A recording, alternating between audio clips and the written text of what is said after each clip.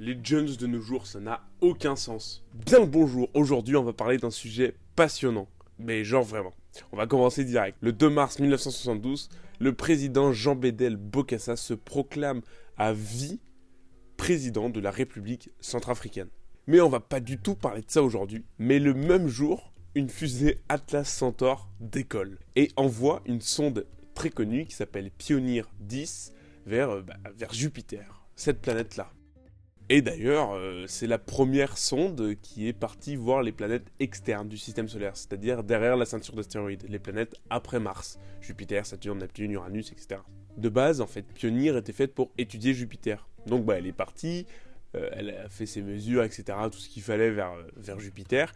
Une fois fini, elle a profité de l'assistance gravitationnelle de Jupiter pour accélérer très fort et partir tout droit dans une direction vers l'infini, quoi. Juste pour remettre à l'échelle, car je me suis rendu compte en discutant avec pas mal de gens que les gens ne connaissent pas juste la taille du système solaire, quoi, pour mettre un peu les idées en place. Mais Pioneer 10 est parti donc le 2 mars 1972 et est arrivé à l'orbite de Pluton le 13 juin 1983. Il y a quand même 11 ans de voyage. Et surtout qu'elle a profité de pas mal d'assistance gravitationnelle, elle était vraiment rapide, c'était genre de l'ordre de 40 km/s. Enfin entre 30 et 40 km/s. Donc c'était vraiment rapide pour le coup. C'est vraiment une sonde qui va vite, mais ça prend quand même 11 ans pour arriver à l'orbite de Pluton. Donc c'est très loin. Enfin bref, dans cette sonde, il y avait donc tous les outils de mesure, mais on s'en fout un peu. Mais il y avait surtout ça, la plaque de Pioneer, faite par Eric Burgess, Carl Sagan et son épouse Linda Saltzman-Sagan. Cette plaque représente en fait juste des infos sur nous, l'humain. Plus il y a un petit atome d'hydrogène qui est l'élément le plus basique et le plus présent dans l'univers. Un proton, un électron, voilà. Et le Soleil avec les 8 planètes du système solaire et la trajectoire approximative de la sonde. En fait, cette équipe-là, ils se sont dit, puisque la sonde part au fin fond du système solaire et qu'après ils vont aller dans l'espace interstellaire et arriver vers d'autres endroits, on va mettre une petite plaque d'infos sur nous, au cas où y a des gens qui la récupèrent, hypothétiquement, et comme ça ils auront des infos sur nous.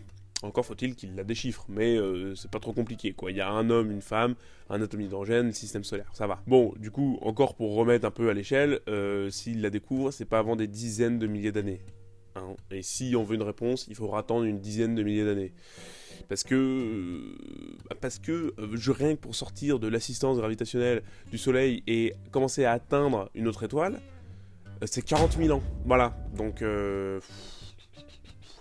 relou, Et à l'autre étoile, il n'y a pas forcément des gens, Ça se trouve, il y a des planètes mais complètement inhabitables. Il y aura personne dessus, Ça se trouve, il faut aller dans un système encore plus loin. Mais le premier système le plus proche, l'étoile qui s'appelle Alpha du Centaure, elle est à 40 000 années de voyage à notre vitesse. Par contre, à la vitesse lumière, elle est à 4,2 années-lumière. Mais on ne voyage pas à la vitesse lumière, c'est 40 000 années en moyenne pour y aller, à la vitesse de 30 km/s.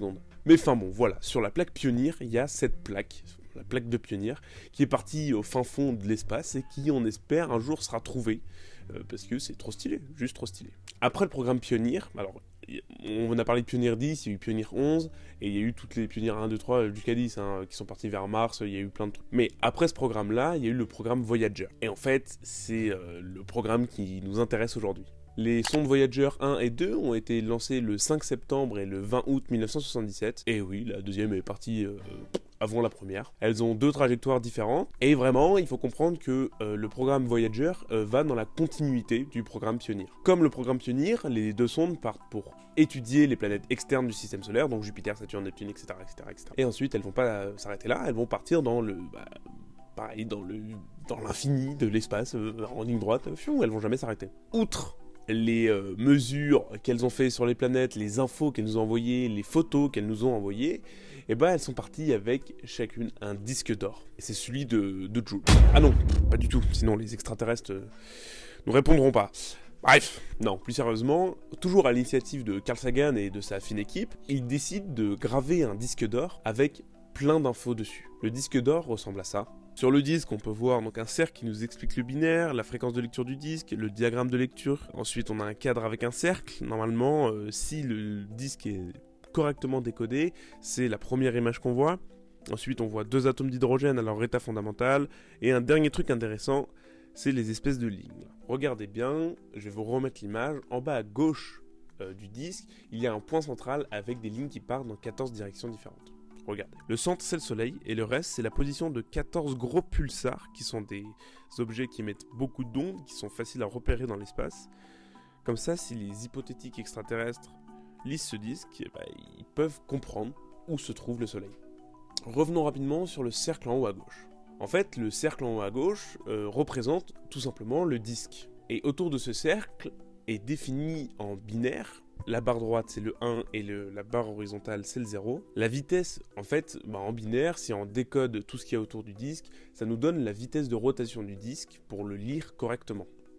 Ça nous donne en 0,7 fois 10 puissance moins 9 secondes, qui est en fait l'unité qui correspond à la période de transition hyper fine de l'hydrogène, qui est donc, comme je l'ai dit, la matière, l'atome le plus abondant dans l'univers. La période de transition hyper fine, c'est un truc vraiment hyper précis, et je vais pas rentrer là-dedans, mais c'est juste qu'en gros, ils sont basés là-dessus parce que, voilà, c'est l'hydrogène, quoi. Le nombre en binaire qui est représenté, c'est cette grande ligne de 1 et de 0, qui représente ce chiffre-là en décimale. Et en fait, ce chiffre, par le produit de la transition hyper fine de l'hydrogène, donc ce calcul nous donne 3,6 secondes. Donc on comprend qu'il faut qu'il tourne en 3,6 secondes sur lui-même. C'est 3,6 secondes par rotation pour lire ce disque correctement. Ensuite, si ce disque arrive à être lu, parce que oui, en soi, les schémas, on a la base de la base, la position du Soleil, comment lire le disque avec la transition hyper fine de l'hydrogène, la première image qu'on doit voir, le diagramme de lecture et la fréquence de je sais plus quoi. Il y a plein d'infos.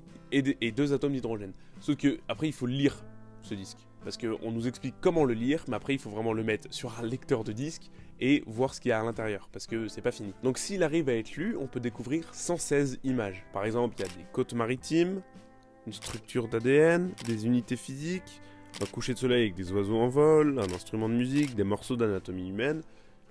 Il y a plein de choses dessus. Ensuite, il y a des musiques qui arrivent sur le disque.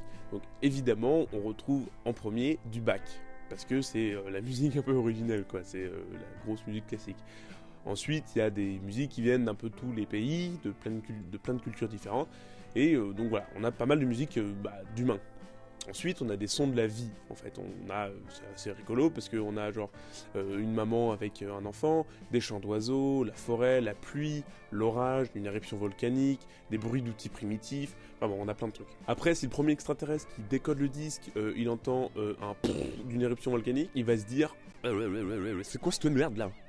Mais si tout est décodé parfaitement, alors là, t'as un message complet de l'humanité sur le disque. Rajoute aussi, on entend parler plein de monde dans des langues différentes, que ce soit en chinois, japonais, anglais, français, allemand, indonésien, il y en a plein, parce que ça fait partie de la vie humaine. Mais donc je reviens, si ce disque est décodé parfaitement, alors la personne qui le décode, il a toutes les infos sur nous.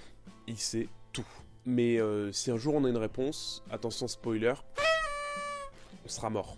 Nous, notre génération, la mienne, des gens autour de 20 ans, même les gens qui naissent maintenant, non, ils n'auront pas la réponse. On va attendre encore un bon moment. Parce que la sonde Voyager 1, celle qui est le plus loin, sur l'échelle du système solaire, elle est ici. Voilà. Ça fait plus de 40 ans qu'elle est partie, ça fait 46 ans. Elle va à 55 000 km/h, donc en soi presque 30 km/s. Voilà, on n'est pas encore... Il va falloir encore attendre un bon moment. Et voilà, j'en ai déjà dit pas mal sur ce petit disque complètement fabuleux. En fait, c'est ça, on a lancé une bouteille à la mer. Vers l'infini, certes une mer qui est infinie, mais on a lancé une bouteille à la mer. Et on attend que quelqu'un la prenne, et ça se trouve, elle a déjà été prise, on ne sait pas. Normalement non, mais c'est ça, on lance plein d'infos sur nous dans l'infini en espérant que quelqu'un le trouve. C'est quand même fabuleux. Et c'est vraiment fabuleux parce que ce message porteur de notre civilisation part dans l'inconnu, va être trouvé, on l'espère, par quelqu'un, et on va montrer enfin à l'univers qu'on est là. Ou pas d'ailleurs. Et oui, parce qu'il faut se dire aussi qu'il sera peut-être jamais intercepté. Ou alors il sera intercepté, mais vous imaginez trouver une sonde comme ça avec un disque et on nous explique comment le décoder, mais si on connaît pas le binaire, on le décode pas. Si on le lit à l'envers, on le décode pas. Ça se trouve, il va taper une planète, il va taper un astéroïde, il va plonger dans une étoile, on sait pas. En fait, il y a 1 milliard de fins possibles pour ce disque. C'est incroyable, mais en même temps, il y a quand même très peu de chances que quelqu'un l'intercepte. En plus, si la sonde va à 55 000 km/h, il faut réussir à la choper en vol. Hein. C'est pas avec une épuisette que tu l'arrêtes, le truc. Hein. Et peut-être que il sera jamais intercepté parce qu'il y a personne. Ça se trouve, on est complètement seul dans l'univers et qu'on s'obstine carrément pour rien. Et d'ailleurs, il y a de fortes chances qu'on s'obstine pour pas grand-chose. Mais ça, vous en parlerez la semaine prochaine. En attendant, moi je vous dis donc à la semaine prochaine. J'espère que cette vidéo vous a plu, hein. Comme d'hab, n'hésitez pas à la liker, partager et vous abonner. J'ai fait un truc un peu différent, mais en fait cette histoire est complètement incroyable, j'avais trop envie de la raconter, donc je la raconte, et en fait la transition est tout trouvée pour la vidéo de la semaine prochaine, mais no spoil, je vais pas vous dire. Vous verrez donc la semaine prochaine. Et moi, en attendant, je vous dis bisous. Allez, ciao.